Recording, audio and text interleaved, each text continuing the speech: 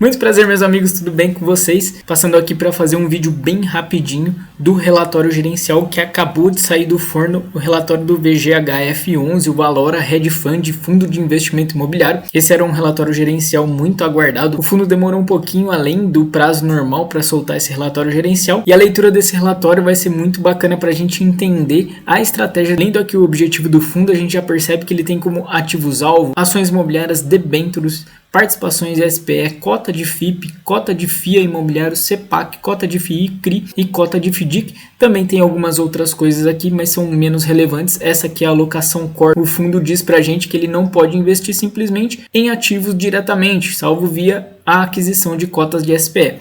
Iniciando aqui o comentário da gestão, o fundo iniciou atividades em 26 de fevereiro de 2021, então ele fez a IPO muito recente, captou aí 164 milhões de reais. Ele encerrou o primeiro mês com 71,5% do patrimônio líquido alocado, distribuídos aí em 26 ativos-alvos diferentes. A distribuição de rendimentos do fundo em março foi de 0,07 por cota, que representou 0,72% de dividend yield no mês, ou o equivalente a IPCA mais 5,3% ao ano. Por que isso aqui é relevante para a gente? Porque o fundo informa que a taxa de performance dele vai ser calculada aqui em 20% do que exceder a distribuição de IPCA mais a média do yield anual do IMAB5, IMAB, que é uma cesta de títulos do Tesouro IPCA com um vencimento além de 5 anos, ou então com o valor mínimo aqui de IPCA mais 3% ao ano. Por isso que é relevante a gente ter essa informação. Marco aqui para a gente também que a taxa de administração e gestão do fundo é de 0,9% do PL, até que é interessante para fundo de papel, a maioria tem uma taxa de 1,1%, 1,2%. Além disso, o fundo informa ainda para a gente que teve uma reserva de caixa de 0,03 por cota, ou seja,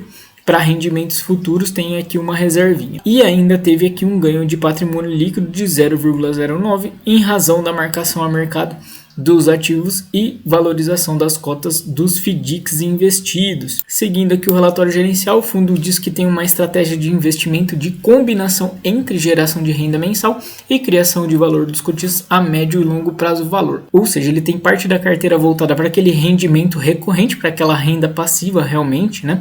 Para atender a distribuição mensal. Ele tem uma parcela relevante também focada em ganho de capital.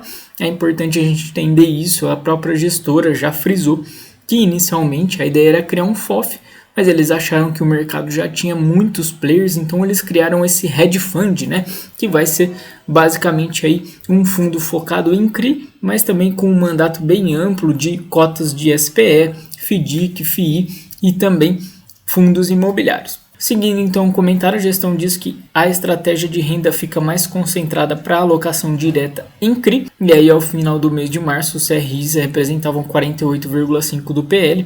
Além dos CRIs, essa estratégia de renda também é composta aqui por debêntures, né, do setor de shopping e properties. Properties aqui são empresas incorporadoras e empresas que fazem administração de patrimônio aí, de imóveis de fato, né? Tem também aqui cotas seniors de FDIC e ainda um FII de logística. A gente vai ver em breve na carteira do fundo qual é esse FII. Finalizando, ele diz que a carteira de renda representa um total de 57,75% do PL e 84,4% dentro da carteira dos ativos-alvo. Já na estratégia de valor, foram adquiridas aqui ações, 4,6% do PL, cotas de FII, 3,5%. A gente vai ver que basicamente aqui são cotas de FII de papel, que tem aí um desconto no seu valor patrimonial, então podem ser negociadas futuramente aí com algum ágio. E as cotas subordinadas, né, aquelas cotas que são mais agressivas, né, um pouquinho menos seguras que as demais, de FDICs. A estratégia de valor estava representando aí 10,7% do PL, 15,6% da carteira de ativos alvos. Então a gente vê que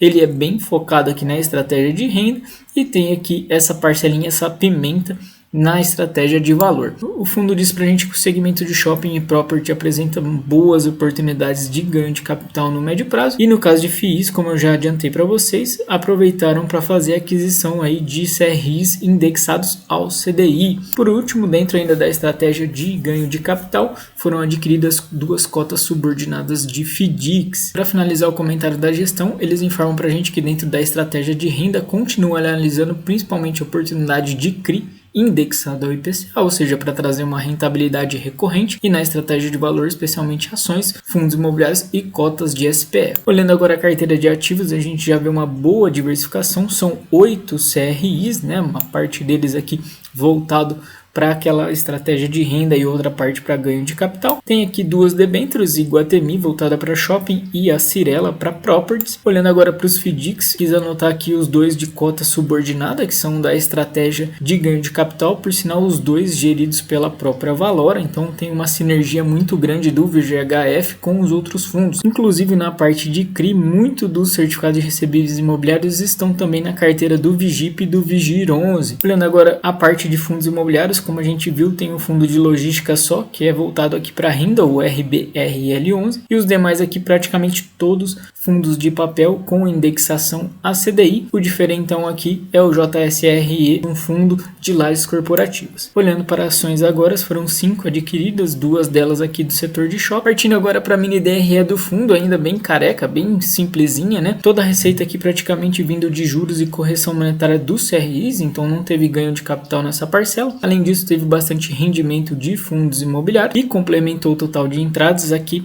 a negociação, então o ganho de capital em ações. Então esse fundo já fez aí o trade, né? Já fez o giro nesse primeiro mês de atividade. Olhando o gráfico de alocação por ativo, fica ainda mais evidente, né? Ele tem 48,5% em CRI, 6,8% em FDIC, 6,6% em fundos imobiliários, ainda tem aqui 4,6% em ações e um pouquinho aqui de debenture, né? 1,9%. E alocação por estratégia, olhando só para a carteira de CRI, 84,4% para renda e aí 15,6% dos CRIs voltados ali para ganho de capital futuro. Para fechar o detalhamento dos ativos, a gente vê que praticamente são todos CRIs voltados para incorporadoras e construtoras, ok? E todos eles aí com um vencimento bem curto, de 3, 4, 5 anos. Isso traz uma duration bastante baixa para a carteira, então o fundo provavelmente vai ter que fazer muito giro dentro desses CRIs até que ele consiga elevar um pouquinho o patrimônio líquido e aí formular uma carteira um pouquinho mais robusta. Dentre os CRIs, me chamou a atenção o CRI Socicam, que é o único deles que não é voltado para incorporador, é uma empresa aqui que faz a gestão de terminal de passageiro e é o único deles também que tem um vencimento mais longo para 2036. Partindo aqui para o finalzinho do nosso overview do relatório gerencial, 2 FDICs que são geridos pela própria Valora, um deles o fundo tem cota sênior e cota subordinada, são aqui direcionadas para operações de financiamento, desenvolvimento e construção de empreendimentos preponderantemente residenciais, e aqui um outro FDIC Valora AZQuest, que ele tem só cota subordinada e são aqui empreendimentos com garantia real imobiliária, eles não falaram pra gente de fato o que é. E o outro que chama atenção é o FDIC KCCR, que tem o objetivo de valorização das cotas através da aplicação dos recursos em direitos creditórios provenientes de operações de home equity, né? Então são aqueles refinanciamentos imobiliários, a pessoa vai lá nessa Key Cash, coloca o imóvel dela em refinanciamento, recebe um empréstimo e aí vai pagando como se tivesse realmente feito um financiamento inaugural do imóvel. Pessoal, o que eu tinha para falar era isso. A ideia era fazer só um overview desse relatório gerencial, trazendo aqui os principais aspectos. Esse é um fundo que chama muita atenção, ele tem um mandato realmente muito aberto, a gestão dele é bastante conhecida, o Alessandro Vedrossi aí participa de inúmeras lives. Vamos acompanhar e vamos ver quais serão os resultados futuros desse fundo. Para o próximo mês ele já fez um anúncio aí de 0,08 por cota. Um grande abraço, até a próxima, se Deus quiser.